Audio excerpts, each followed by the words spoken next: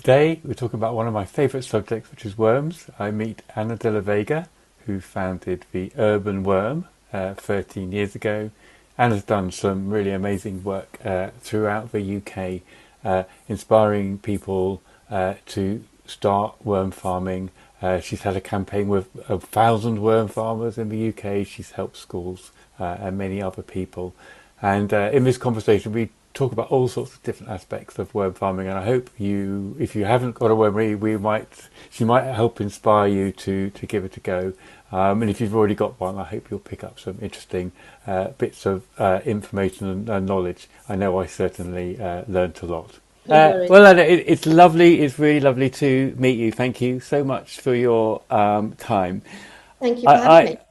I wonder if we could just start off because obviously you're the founder of the Urban Worm, and I Yeah. wonder if you could start off by telling us if urban worms have a little bit more street cred than their rural counterparts. Well, I think all worms have street cred. Okay. But, if you mean what in the type of worms that we use, um, No, I'm just really intrigued by the sound of the urban worm. You know, I just sort of quite like right. the idea of it wandering around the city and So we're called the urban worm because I actually was living in the city when I yeah, founded the urban worm. So I don't live in the city anymore. Moved into a town, and our HQ is based on a business park, on a rural business park and working farm. right, So it's so urban anymore. right, But I did start, it was a solution for organic waste management within small spaces yeah, because you don't need a lot of space to have a worm farm. You don't even need a garden. So it was really a way to encourage people to do that little bit, even if they live on a third floor yeah. apartment, in a third floor apartment. So yeah, worms can live in a little bucket under your cupboard.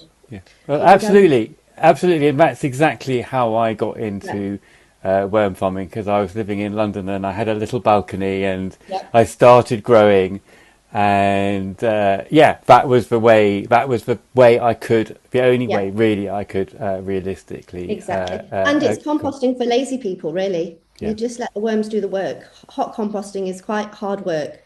It's an art. So for me, worm composting was a bit easier. Oh, that's nice. That's nice to hear you say that. So, I imagine that we'll have a variety of people listening today. Some people will, already be sort of quite experienced, but other Yeah. people might be thinking of starting a worm farm. So, what would you say to encourage someone to, who's thinking about it? Well, start small. I'd start small. That's the best way to go because it's animal husbandry at the end of the day. So learn how to keep your worms happy. So they need a nice supply of organic waste, your kitchen waste. They need moisture, ventilation, and some drainage. Yeah. So they're the key things that your worms need. And obviously somewhere to keep them out of direct sunlight as well. Yeah. We don't want to cook the worms. Yes. Yeah. I often Start, say to people, yeah, but the basics are quite simple, aren't they? yeah, But if there's those simple needs and understanding what those needs are, and once you understand those, it makes a big difference. absolutely. I mean, one thing I feel I sort of because I've worked with a lot of people who grow food, and I do come across quite a lot of people who've started wormeries, and for whatever reason, something has gone wrong, Yeah. And then they lose and their confidence. yes, they lose Yeah. their confidence. I mean, I know when I started off, I have to admit I did kill two whole colonies of worms, which I still feel really guilty about. Um, but then I sort of looked into it a bit and learned a little bit about what Yeah. they need, and I found that actually they were really easy to look after. Yeah. I just wonder what advice do you offer to people to sort of help Well, them I avoid have that also, experience? I have gone through that myself and killed quite a few worms when I was starting out, which I also feel very guilty about, and I had quite a lot of tears on the day. I was one case we were doing an apple pressing day on our street, and I fed far too many apples to the worms, and they were coming out. They were telling me they're not happy, and I'm like, no, in you go, keep going. And then a few days later, it was a smelly mess. So yes, not too much of anything really. So I fed them too many apples, which was too acidic. So balance is the key to any diet, but and a worms diet as well, definitely. Yeah. Yeah, balance things. I know, and I know quite a lot of people, because I know you can add coffee grounds, and quite a lot of Yes. coffee shops give away masses of coffee shops. I know one or two people who've thought, oh, that's brilliant, I've got all this food for my worms, and then they feed them masses of coffee grounds, and of Kills the course, worms. they don't really Yes. like. Uh, Yeah. uh, So a uh, small amount of coffee is fine, yeah, but coffee is acidic. So we don't want to add too much. And it's a great starter in the hot compost. It really gets your compost cooking, right. but really a small amounts for the worms. Yes, lovely, good. And one of the complications, I think, when people are starting out is what sort of. I mean, I know it sounds simple when you're sort of doing it and you're involved in it, but Mhm. I think it's quite difficult for people to know what sort of wormery to get when they start off Mhm. with. You can see online, you can find these sort of stacking wormeries, Yeah. and then there's And they're one. not cheap as well. They can be quite expensive Yeah, worm farms to get people started, which I think puts people off yeah, because they're not huge items. They can't process a yeah, huge amount of waste, the stacking systems, but they're, near £100 and yeah. quite expensive. But It is. DIY, Yeah, that's the best thing. If you've got a few buckets knocking around, yeah, that's all you need, yeah. really. A drill and some plastic buckets, Yes. and some starter bedding. So either coconut coir, uh, compost, horse manure. They love horse manure. Yeah. So yeah, good starter bedding, and then you start feeding them your vegetable scraps. And obviously, worms only have very tiny mouths, so to Right. chop up your food waste as small Yeah. as you can, because worms are actually eating the microbes that are breaking the food waste down. They're not actually eating the waste. Yeah. So the more surface area that we can create for the worms, it gives them a little head start. Yeah. No, I think that's a really interesting insight for people to know Mm, about because you think of them like munching their way through the actual food, but as you say, it's yeah, actually the sort of microbes. it's the But microbes. so the microbes are sort of like I've heard people one analogy people use is that the worms are like the farmers. So the worms are sort of helping to cultivate, or the Yes. gardener, they're helping to cultivate all the microbes in there. And the microbes are actually doing a lot of the eating, and the Yes. worms are eating the Yes, it's yeah, alchemy. The worms are turning the waste into something very magical. So yes, they're very powerful. Worm manure contains all 14 nutrients that plants need. So yeah. we really don't need anything else. And a tablespoon will feed a plant for 3 months. Wow, And they that's rather than synthetic fertilizers, the roots will take what they need right. rather than being overloaded. And then we have runoff in our waterways and Yeah, eutrophication that's obviously killing our yeah, life in the water.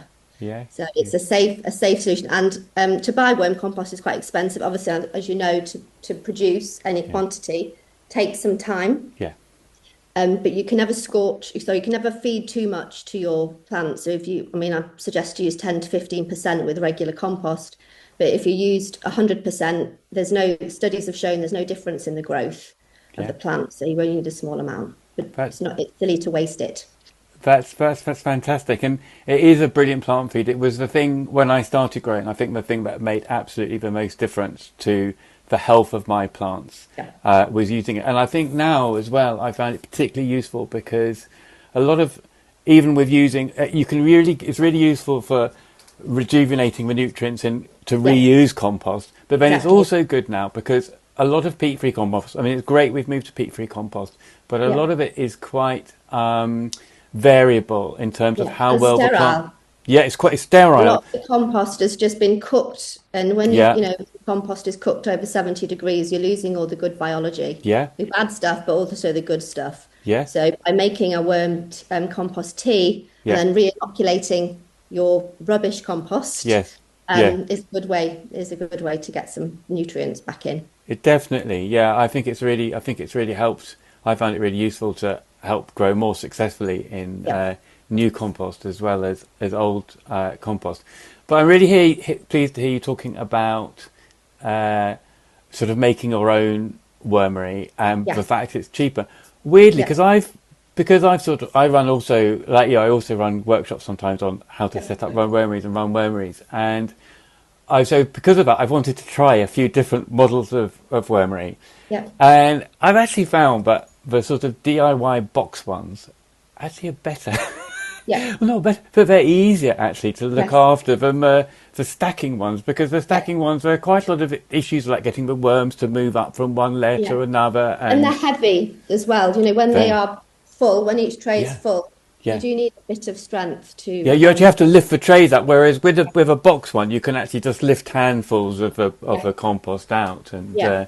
And it can, move them. people get frustrated because it takes them time to move up to the next level and then they think it's Yes, not working. yeah, So yeah, I'm not a huge fan of the stacking worm right. farms myself. Okay, well, I'm really pleased to find Yeah. someone else who has the same, because I don't actually talk to many other people, or hardly anyone actually, who actually There's not does a many lot others. of worm farming. So I sort of think this is what I feel.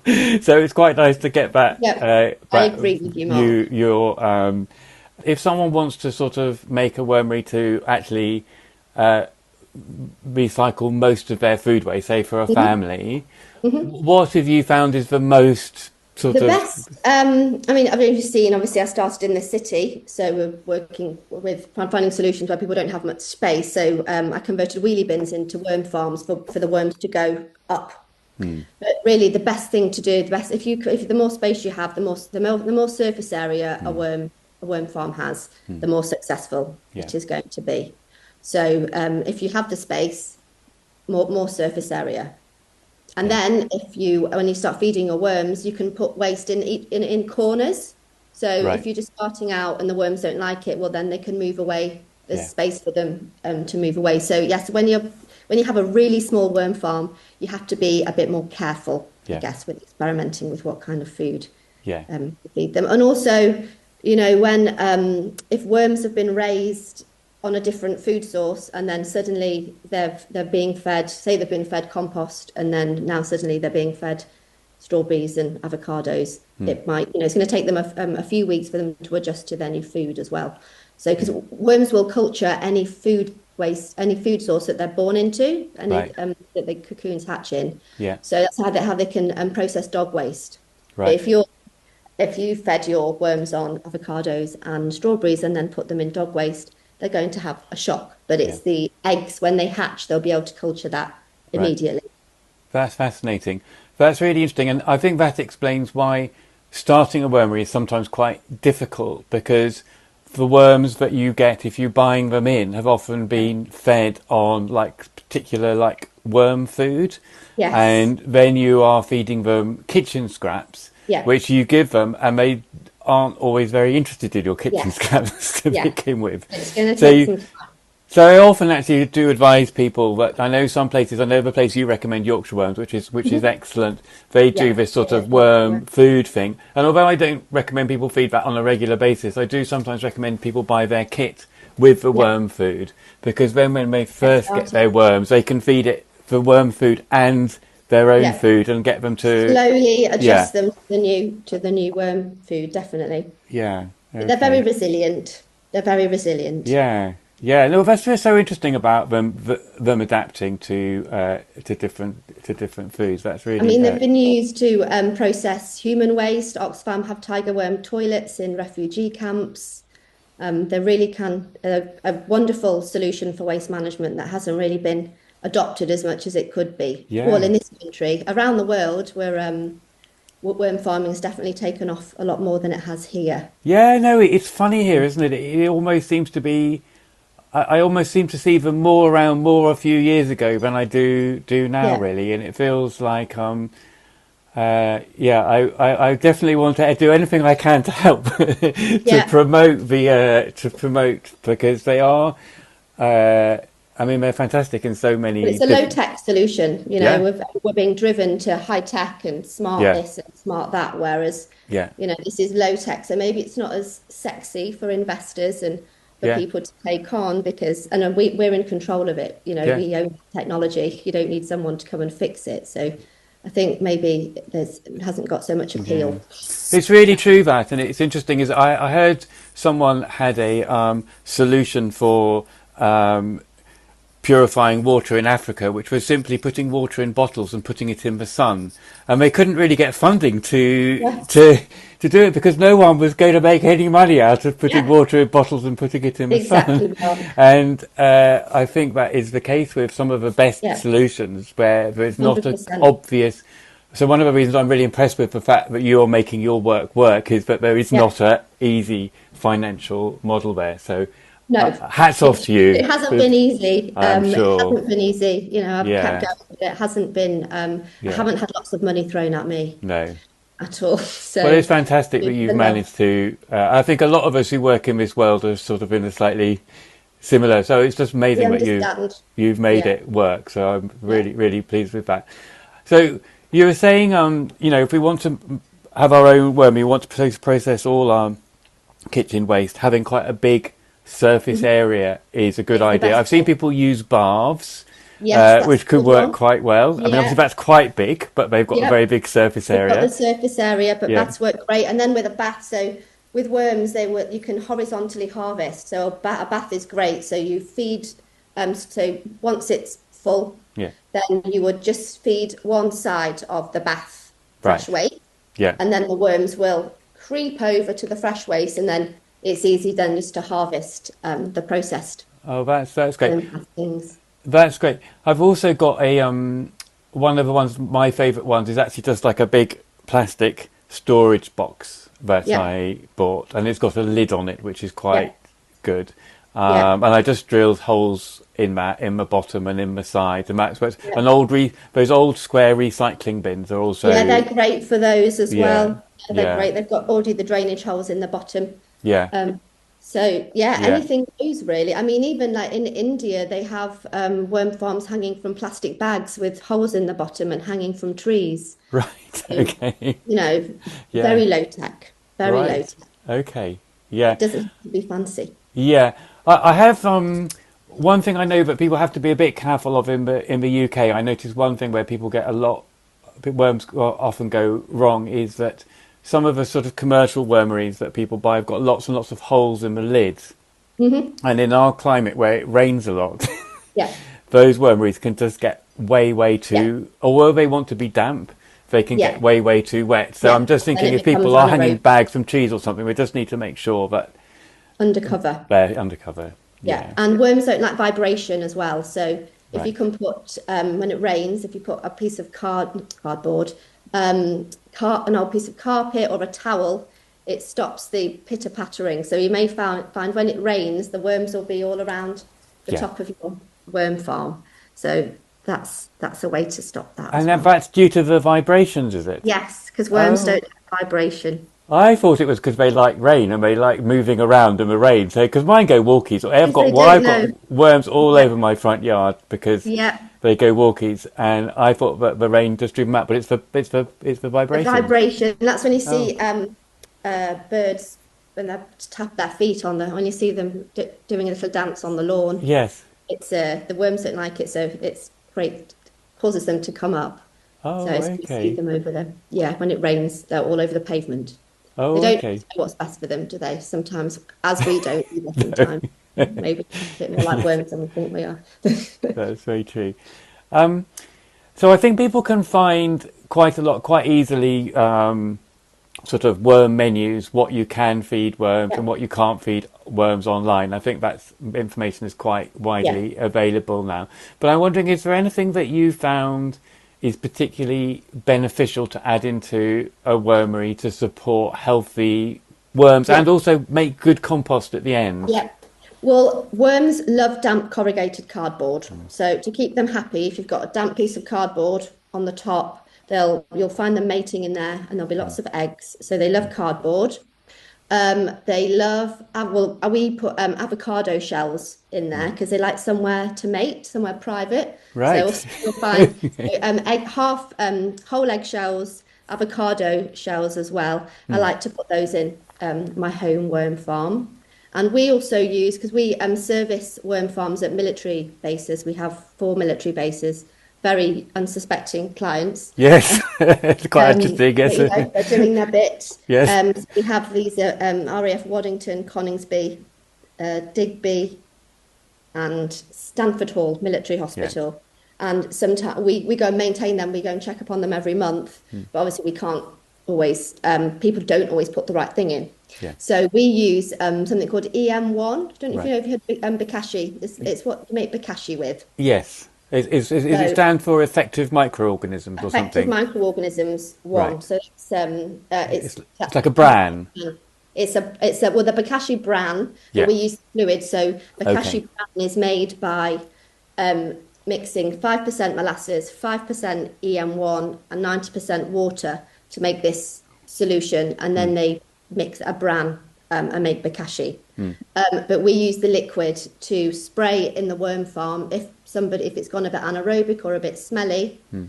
That balances everything out because there's three different types of microbes in EM1. You've got a phototropic bacteria, which consumes carbon dioxide and excretes oxygen, and water.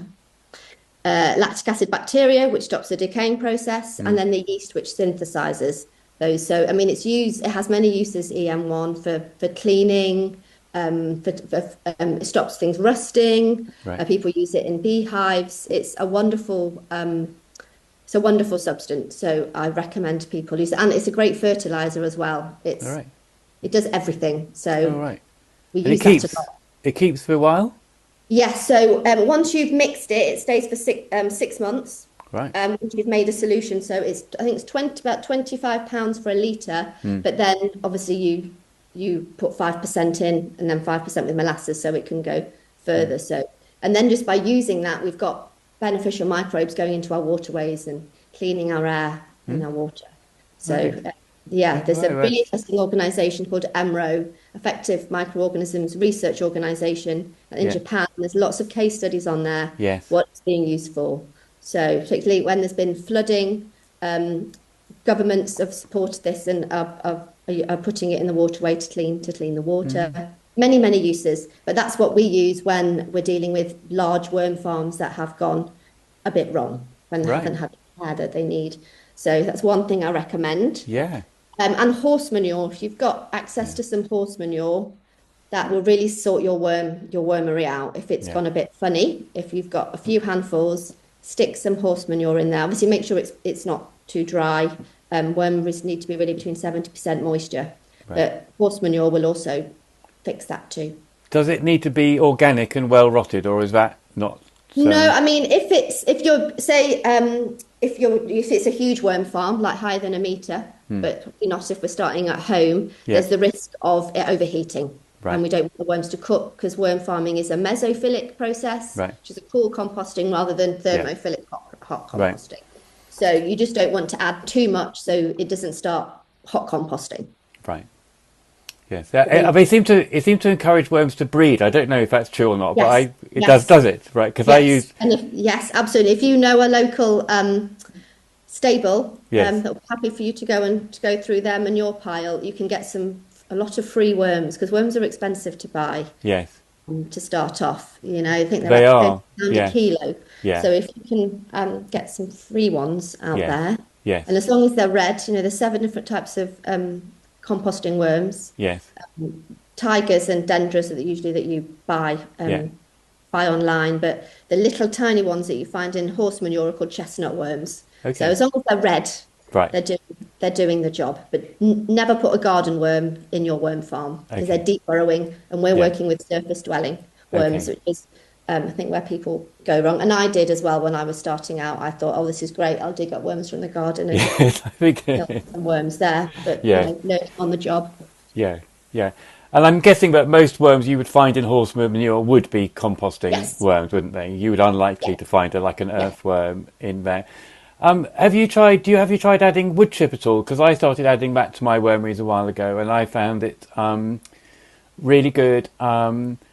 Partly as a sort of carbon source, but partly Mhm. to sort of it adds sort of structure both Yeah. in the bin, but also afterwards we're using it in the garden because sometimes worm compost can be a little bit sort of like mushy and unstructured. Yeah. And for gardening, you want air gaps and things in. And I Yes, well, found that, especially if you're just yeah, feeding, big kitchen waste. yeah, That's a really good way if you've got access to that. Definitely. I yeah, mean, we use at the worm farm, so we run a continuous flow through system right, now, and we make hot compost in 21 days, and then right, feed to our wormery, and we right, use a lot of wood chip as part of our recipe as right. well. Okay, So it's Yeah. good stuff for the fungal property of the compost is really important. Otherwise, I Yeah. think it can be very high in bacteria if you're Yes. just feeding food waste. It's important to have a balance of carbon Yeah. and nitrogen as Yeah. well. Yeah. And wood chip is quite. I mean, I don't know. Obviously, it depends a bit on where you live, but I think wood chip is quite often available. For example, our local council shreds wood chip, and you can go along and fill up bags, big Great. bags for about £3, like a massive Yep. bag. And then what I do is I just put it in a bin. Obviously, you need a bit of space to do this, but I just Yep. put it in an old dustbin, and if you leave it for a little bit, it starts to rot down, and then you add it into the worms, and I actually even put a few worms will even live in there, so I even put a few worms in there sometimes, Great. um, and But yeah, that's it adds structure yeah, and drainage as well in your worm farm, so it doesn't clog up your air yeah, pockets, which yeah, is which is good. yeah, and that sort of you mentioned that how you need to have fungi and bacteria Mhm. in the compost, and the wood chip can encourage that. And I think, did I read that you've done some lab tests on your worm compost to see Yes. what's in them? And is there anything you've learned, anything useful you've learned from those Yes. tests? So, I mean, when I was first starting out, my worm compost was very high in bacteria because I wasn't adding as much carbon Right. as I thought I needed. But after doing I did the soil food web course during lockdown, and that really Is that the helped. Elaine Ingham course? Elaine Ingham, yes, Okay. the late Yes. Elaine. She passed away Yeah, I not know. long Yeah. ago, Yeah. last year. Well, Yeah. I'm not good at time anymore. No. Yeah, it wasn't long ago. I'm the same. Yeah, it's not real anyways, time.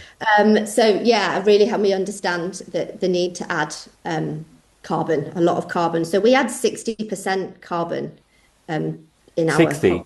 60%. Right, but would you presumably would you add that much to a wormery or No, well, no, no? well, that's what we do. So we produce I mean, this is, although I was saying earlier that worm composting is great for lazy people at home that don't want to do a labourer's job.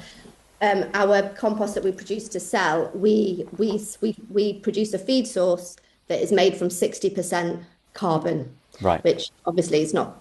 So we do go. It is quite, it's not a long process, but it's a laborious process Mm. because we do this all by hand. Yeah. So, but yeah, a lot of carbon. I think that's what people don't put as much carbon as they probably should Mm. in their home worm compost. Yeah. So, egg cartons, cardboard is also a great source that people Mm. have readily Mm. available. But yeah, carbon's important. But Great. obviously, you've got to keep it moist. That's the main thing. Great. So that's one thing you've learnt from doing these tests is to add Hmm. more Yes, carbon. cardboard. Is there anything? So have you noticed that there's been an improvement in the amount of fungal? Definitely. Yeah. Yes. And we also put, obviously we sieve it out and then we put it back into the compost as well. So Yeah. there's constantly fungal hyphae growing. So That's it takes great. time. It Yeah. takes time. But really, I think after 2 years, you should be able to have a nice balance Right. there. I'm So, must do some tests on mine because I've never. And it's one of the things. It's harder for like small home yeah, scale growers to sort of justify spending, of money course. on that sort of test. But So I I just think, and we use EcoThrive. So right, the rate, so I think it's for a biological test, for a soil food web test is £60, I right, think. okay, that's good. So I mean, yeah, I mean, it's not really cheap, but Yeah, it's cheaper than yeah. most Well, I things. think for people like us to do it, it's really good because then we can share what we've learnt with Yeah. other people. Now, I mean, I know.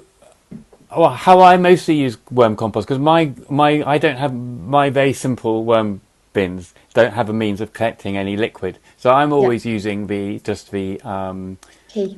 yeah the sort of compost that comes out, and I'm mixing it Yeah. into compost to grow, or sometimes I'm using it as a mulch, which Yeah. works really well on the surface. And actually, you mentioned out the sievings. I often Hmm. put the sievings back in Yeah. to the compost, but then I also found that those are really, really good as a mulch on fruit trees because Yeah.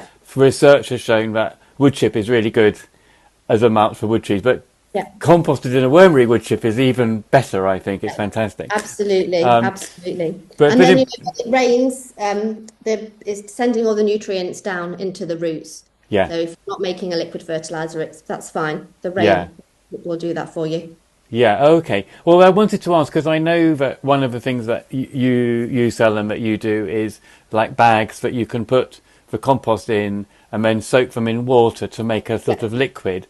And I'm yeah. wondering when we should do that, really. Yeah, yeah. So when what in the within the growing season or Or just what for what reason? When would be the basically benefit? you're making a liquid for I think it's probably the most cost effective way to use Right. worm compost. You can make it go further. So if you just put a handful of worm compost in a watering can, Yeah. and as long as it's dechlorinated, because chlorine kills all the biology. Right. So either from a water butt or dechlorinate water. Eco Thrive also. So I think I'm doing like some PR for marketing for Eco Thrive. They are good. They sell a solution that dechlorinates water if you haven't got the time to wait 24 hours for the chlorine to evaporate. Okay. So always use dechlorinated and Yeah. unchlorinated water. But yeah, it's the best you can use it as a foliar spray, Yes. a soil drench. Yeah. But if you getting that good biology Yeah. on your leaves, Yeah. the roots, it's just like with us, whatever we're eating, if we eat rubbish food, Yeah. we're not we're not going to be very well. Yes. So Of the course. same plants, our plants and our roots, it's feeding them all the good nutrients that they need. But yeah, there is with I think a lot of people thought that worm farms are just about the worm wee. We call Yeah. it, well, it's not worm wee. Yeah. It's the mysterious fluid that comes through the worm Yes. farm, which is Yes. leachate. Yes. And that's really, when I started out, that's what everyone just thinks that's what it is, but that's really not. That's secondary, and Yeah. we don't really know what it is. So Yeah. if we're using that on an industrial scale or on a market garden, Yeah. it can be quite risky because if there's bad bacteria in the water, in the worm Yeah. farm, then Yeah. that's going to go onto your land and Yes. destroy your plants. Yeah. So I'm just always a bit cautious About with the the use of leachate. Yeah, I have to say I'm not always particularly impressed with some of the sort of marketing of wormeries because often it's Yeah. a bit confusing and it's said Mhm. people told that they get this wonderful liquid fertilizer out of it, and my understanding is that it can sometimes be wonderful, but it also can be very variable, Yeah. and that it can If you're sometimes contain. storing it as well, it becomes, Yeah. people then putting a lid on it, Oh yes. and then it becomes anaerobic Yeah. without air, and Yeah. then you have bad bacteria Yeah. growing. So I think it's something to be careful with. I mean, it's fine. I mean, I use it on my Yeah. house plants, and Yeah. it's not, it can be great, and people have great results. Yeah. Yeah. But it's just, something, if you're doing it on scale, it's Yes. just something to be wary of. Yeah. Although I do think there's a flower farm in Australia that were just using leachate Yeah. on a large scale. Yeah. But with all the growers and everyone I've spoken to, it's safer to use Yeah. worm tea, It's a definitely. bit also it's a bit smelly, isn't it? I don't I don't really like it very much. Yeah. I I much mean, prefer to and use what is the it? worm We don't know what compost. it is. Yes. Yeah, that's good. So brew your own. Also, but also, if you add the EM1 effective microorganisms one, Yeah. the solution, if you add that to your leachate, Yes. because it creates oxygen, that Yeah. is a way to make your worm wee safe. Okay. Oh, that's very interesting. Oh, So, that's but again, that's another expense, and it we is. don't. This is Yeah. the whole point, is that we can do this for free, and it shouldn't really Yeah. be costing us Yeah. any And we money. can do it perfectly well for free, can't we? We don't, Yes, but we just need our worms, which sometimes we yeah, need to buy, but everything else exactly. we can do. Um, And as well, well, talking about worms, and if you can get your worms off someone that is running a worm farm, that's the yes. best. That's the best Yeah. way, because they're used to that food. They're used to Yeah. eating food waste. Yeah. So sharing the worms is the way. Yeah, yeah, absolutely. And they double, don't they? Once you've got a Yeah. wormery and it's really going, I've given worms to lots and lots of people, and often you Yes. give it with a whole handful of the bedding and stuff, and it does make it much quicker Exactly. Well, that's a good to, starter. So the yeah, biology is already in there. So that's really yeah, the most successful worm yeah, farm. Is if you've got some worm castings in there already, yeah, and they've been fed on a similar yes, source of food. yes, But they will eat anything. I mean, they will eat cotton socks, yeah, wool, yes, your hair. yes, A great way to tackle our waste problem, yes, definitely. yes. It's talking about things that you can buy for wormeries. I think I was talking to Rhonda Sherman, who we were talking about earlier on, who was very active in this area, Yeah. and she laughed out loud when she heard you could buy worm treats in the UK. I mean, it's amazing the nonsense, but sold by the companies. The other thing that they sell is those coir mats to put over the Yeah, top of a thing, and it's just like, oh dear. And if you don't, the trouble is, if you don't know, exactly. I If mean, nobody it's told like you, you and it fall gets for it because you think you need to buy this thing, but actually, yeah, like as you said, a bit of cardboard over the yeah, top is yeah, or an old absolutely towel, you yeah, know, yeah, anything. And anything, in the winter, yeah, keeping a worm farm outside, just if it's on the floor, raise it above the ground. yeah, And that's a way to stop them getting as cold, or wrap them in some bubble wrap or yeah. a little blanket. I know you've obviously done a lot of work helping individuals, and you've had your 1,000 worm farmer campaign, which sounds Yes. fantastic. But I know you also help schools and workplaces and things like that. And I was wondering, because obviously I think there'll be some of our listeners might have a school that they know, or in their workplace they might have people who they can influence to start one. What are there sort of any ingredients that a school or workplace need in order to make a wormery work in their space?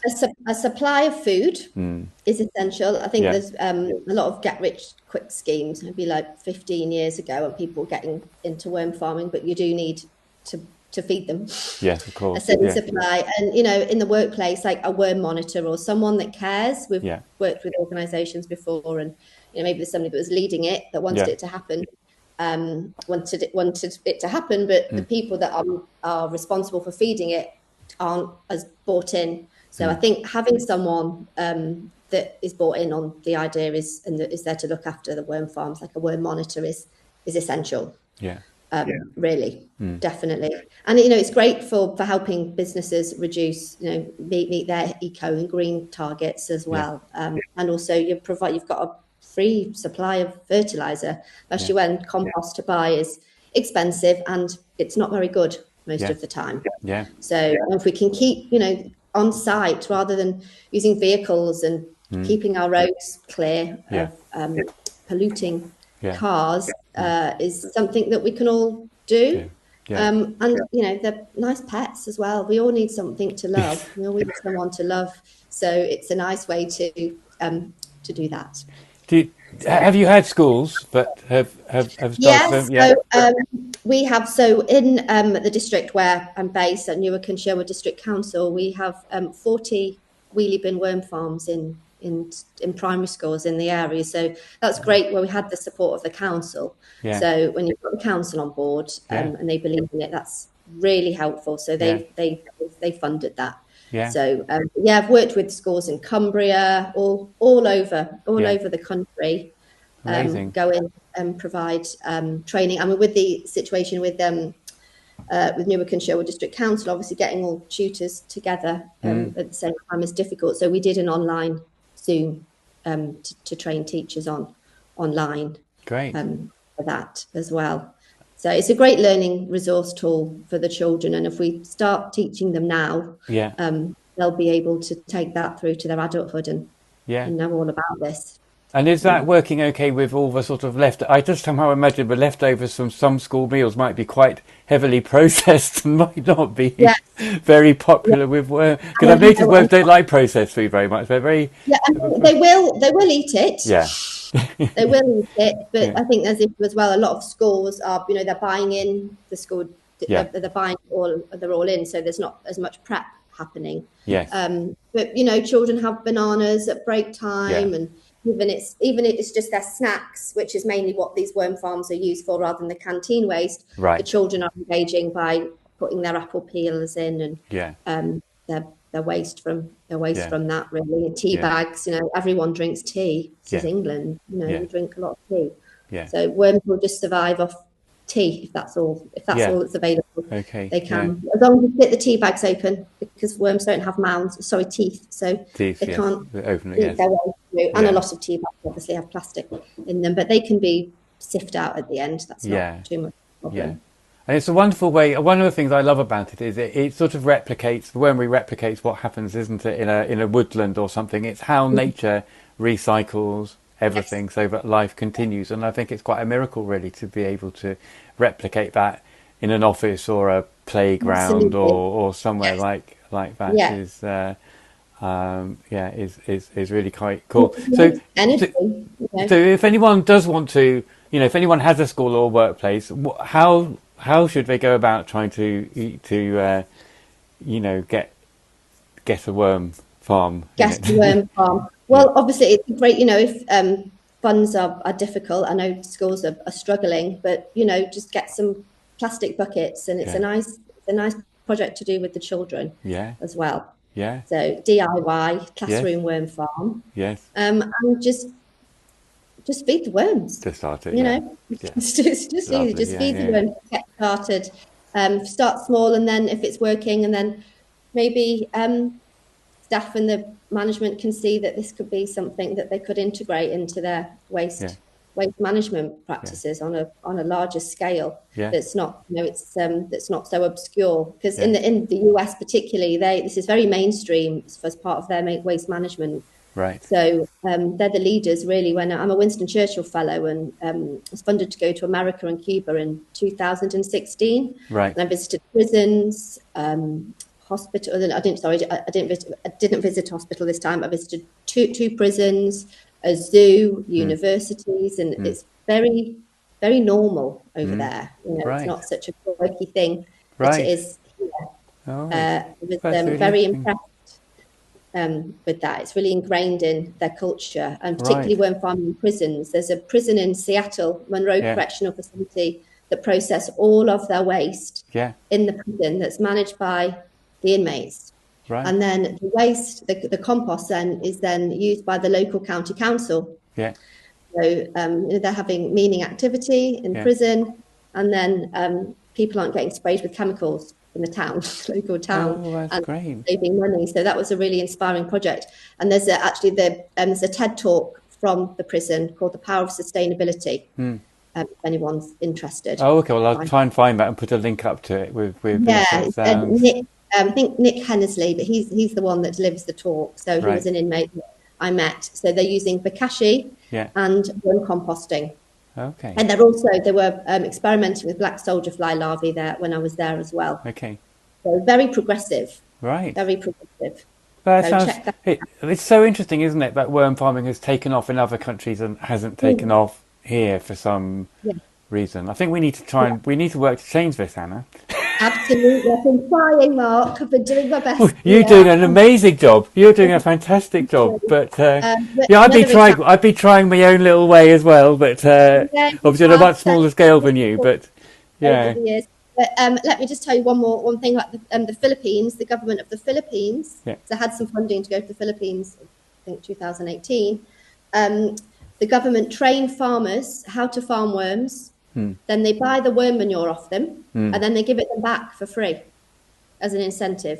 right, So there's a huge push. There's a lot of farm, and to get our organic certification in the Philippines, you must have a worm farm right. as part of your operation, as part of your farm operation. So Wow. incentives like this, the governments are supporting farmers. Yeah, We could do with something similar, but again, it's very low tech, yeah. and it doesn't have so much sex No, appeal.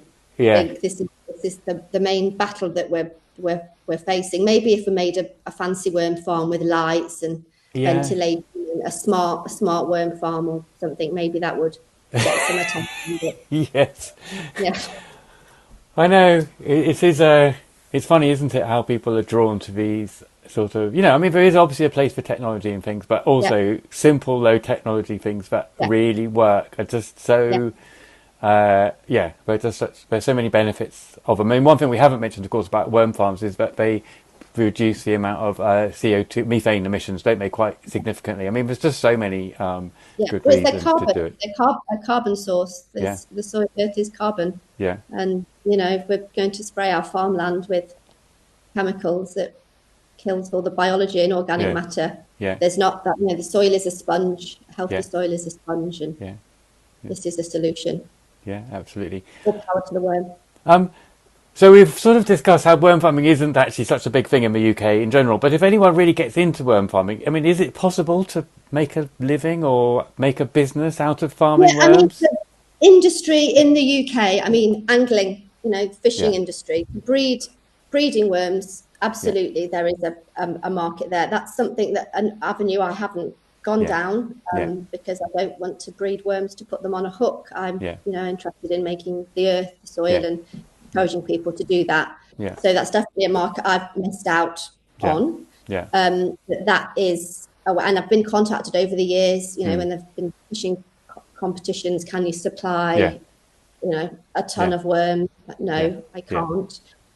But I would say for business, that is an avenue, Yeah. probably the best one to go to Yeah. if you're looking to generate some Income. income. Yeah.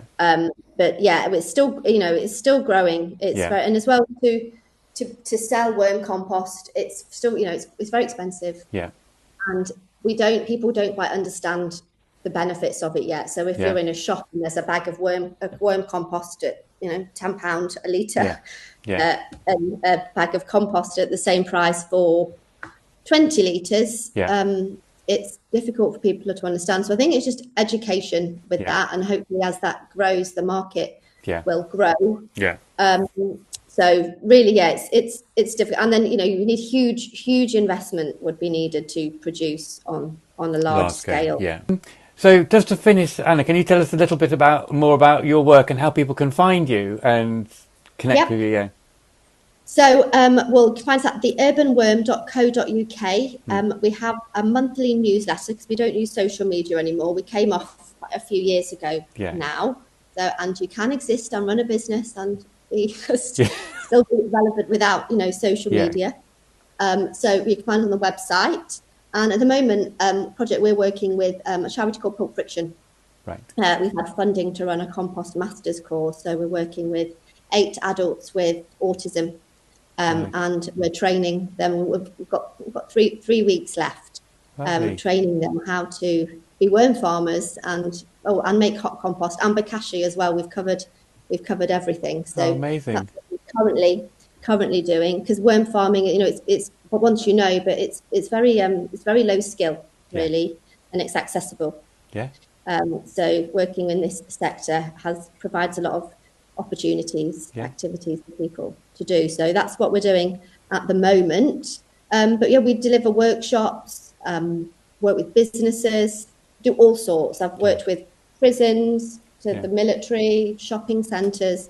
So no one's ever really been off limits because everyone has waste. Yeah. We Fantastic. all Yeah. produce waste. So there's no industry that cannot adopt these practices really. Yeah. It's for everyone. Fantastic. Well, I subscribe to your newsletter for many years now, and I always really enjoy reading it. There's always a little snippet in there that I pick up and learn. And so thank you so much for your time today, and also thank you for all you do. It's really fantastic. Thank you for having me. Yeah, no, well, it's my pleasure, and hopefully we can help spread the word about the worm. And the wonders of them. I think they're fantastic. I mean, they are the thing that has changed my growing more than anything else. And it's so, when I was in London, this is before waste food was collected, I just used to scrape food off into the bin, and sort of throw banana skins. But then as soon as I started having a wormery, I suddenly realised that this is precious organic matter. And it completely changed how I viewed waste. And now it's this sort of precious thing that we can change. Nature doesn't make any waste. There's no such thing as waste. So it's highly valuable. Brilliant. Well, thanks ever so much. Feeding the worms. Indeed. Thank you, Anna. Thank you. Bye-bye. Thank you. Bye. Bye-bye. Bye-bye. Bye-bye. Bye-bye.